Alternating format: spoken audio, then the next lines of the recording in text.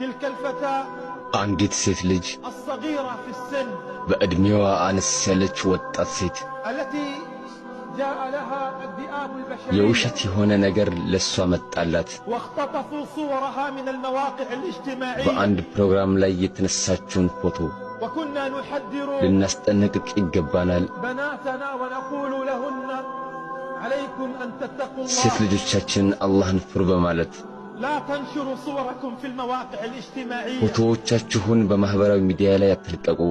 فإن الزمان هذا مخيف ዘመኑ እጅግ አስፈሪ ነው። فأخذوا تلك الصور አንዱን የሷን ፎቶ ይዘው وفبركوا تلك الصور ከሌላ ፎቶ ጋር አቀናብረው ووضعوها على مشاهد لا ترضي الله በማትፈልገው የራቁት ፎቶ ጋር አቀናበሩት።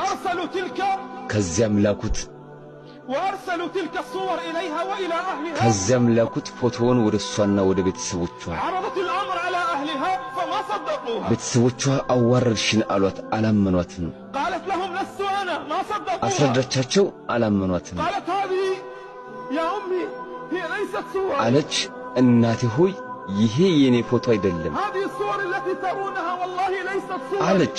ይህ የተቀናበረ ፎቶ ነው፣ ወላሂ የኔ አይደለም። وإنما صور ይሄ مفبركة ፎቶ ተቆርጦ የተቀናበረ ነው። ولكن ነገር ግን يا ليت عمرها ما عمرت بيت እድሜዋን በሙሉ ታዛዥ ልጅ ነበረች። حتى كتبت رسالة صغيرة ስለዚህ አጭር ደብዳቤ ላከች። كتبت فيها يا أماه والله أنني متربي ብላ ጻፈች። እናቴ ሆይ በአላህ ይሁንብኝ እኔ ጥብቅ ነኝ ከዚህ አይነቱ ተግባር። والله يا أماه أنني صالحة በአላህ ይሁንብኝ እናቴ ሆይ እኔ ጨዋ ነኝ። وأن تلك الصور هي ليست صور التي رأيتموها ይህ የተመለከታችሁት ፎቶ በፍጹም የኔ አይደለም። وضعت تلك الصورة في غرفتها ይህን ከጻፈች በኋላ ከቤት ጠፋች። ثم انتحرت قبل يومين ከሁለት ቀናት በኋላ ራሷን አጠፋች። أيها الآباء እናንተ አባቶች ሆይ፣ أيتها الأمهات እናንተ እናቶች ሆይ اتقوا الله في بناتكم በሴት ልጆቻችሁ ጉዳይ አላህን ፍሩ። اتقوا الله في أولادكم አላህን ፍሩ በልጆቻችሁ ጉዳይ። فإن العالم في الخارج مخيف ያለንበት ዓለም አስፈሪ ነው።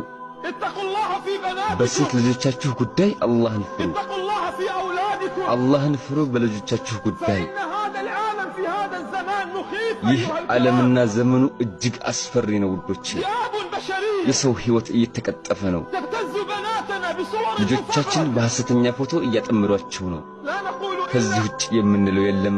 حسبنا الله አላህ ونعم በቃችን ነው። ምን ያማረ መጠጊያ።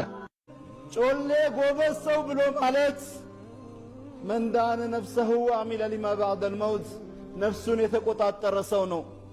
ለነፍሱ ልጓም ያበጀ ሰው ነው። ነገ ቀብር እንዳለበት ያወቀ ሰው ነው። እህቴ ምንድን የሸነገለሽ? ወንድሜ ምንድን ያታለለህ?